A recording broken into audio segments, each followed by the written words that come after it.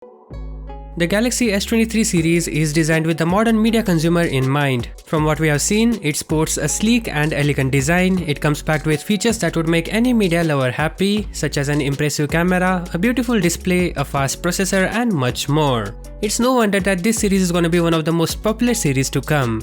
By the way, some of the latest information reveals that Samsung may be done with Exynos chips.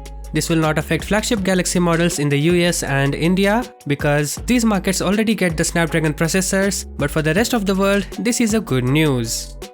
Processors don't just affect performance, they also affect other aspects like image processing and battery life, to say the least. In addition to the new Snapdragon 8 Gen 2 chip, which is anticipated to power each of the 3 Galaxy S23 models, we anticipate that the new 200 megapixel camera on the Ultra will garner significant attention.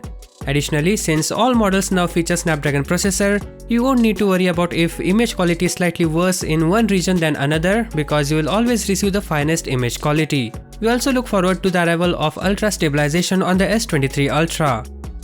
Unknown to us is whether the novelty would involve sensor stabilization or a feature akin to the action model on the iPhone 14 that would significantly lessen vibrations and bumps in more difficult conditions. Another news is regarding the launch. Samsung intends to hold a launch event for the Galaxy S23 series in the first few days of February. The launch would take place specifically during the first week of the month, with the Galaxy S23 series release date coming a little later on.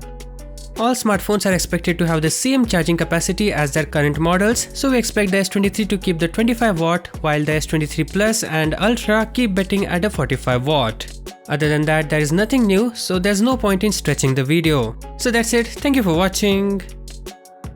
Peace out.